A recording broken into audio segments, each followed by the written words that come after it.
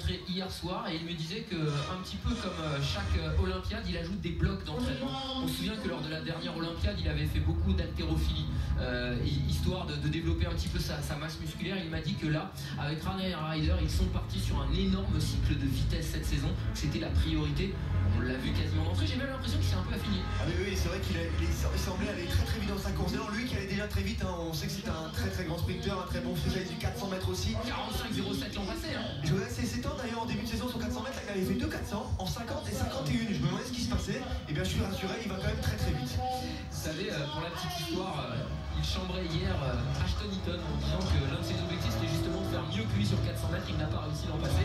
Il recommencera peut-être en 2021 après les Jeux de Tokyo.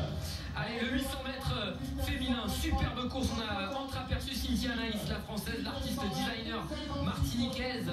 Et puis la star de ce meeting, Laura Muir.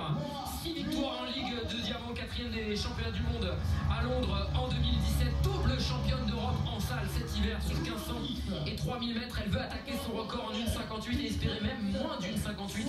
Aujourd'hui, on a vu Malika Akaoui, la marocaine, que l'on voit souvent en Ligue de Diamant. Olga Liakova, l'ukrainienne, est au couloir numéro 5, record personnel à 1,58,64, 3e des championnats d'Europe l'an passé du côté de Berlin. Heather McLean, l'américaine, ainsi que Diribe Velteji sont au couloir numéro 4 avec Velteji, 17 ans seulement et un record à 1,59,74. Elle est championne du monde junior l'an passé du côté de Tampere. Charlotte Mouchet, la française, est au couloir numéro 3, record personnel à 2,02,85 réalisé cette saison. Elle est vice-championne de France en salle en 2015 et 2017. Elle avait notamment été finaliste des championnats d'Europe Espoir en 2017. Gemma Ricci, l'américaine la britannique de 21 ans, un record en 2,02,62. Championne d'Europe junior du 1500 mètres en 2017. Elle a notamment remporté le championnat de Grande-Bretagne cet hiver. Et puis Charlotte Pizot, élève de Thierry Chauffin, partenaire d'entraînement de Renelle Lamotte, championne de France en salle cet hiver à Miramas, est au 2. Et puis la belle histoire, Coran Gazo, au couloir numéro 1, championne de France jeune sur 400 mètres et qui avait été vice-championne de France en salle cet hiver. Un très beau 800 mètres, Romain.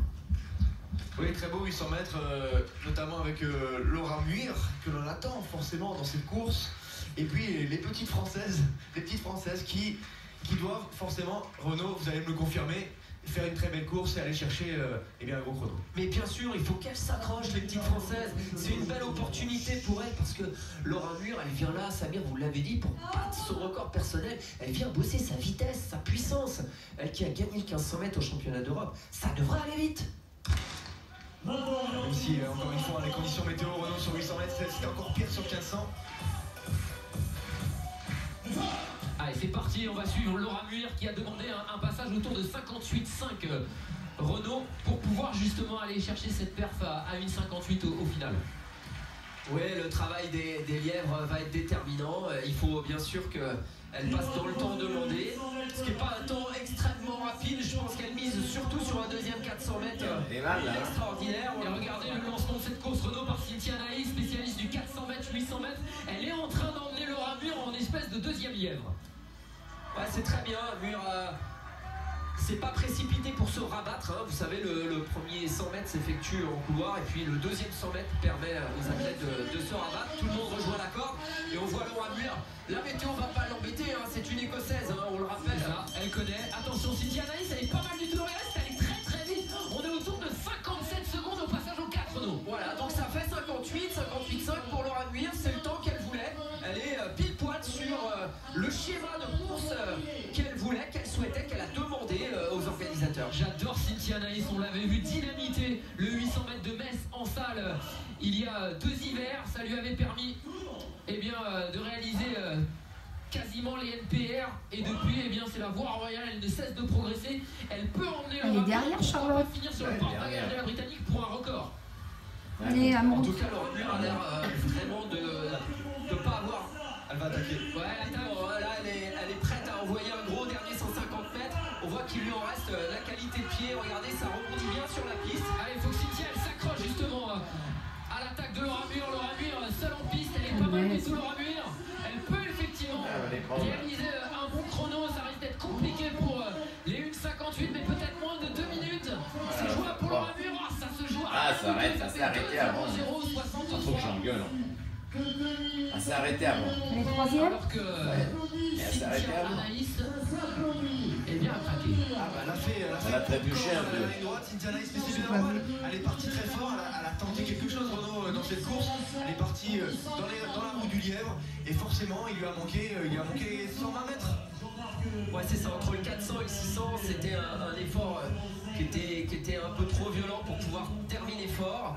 Mais Laura Muir, elle aussi, n'a pas fait un deuxième 400 mètres à la hauteur de ses espérances. C'est ce qui explique qu'elle n'a pas fait moins de 2 minutes.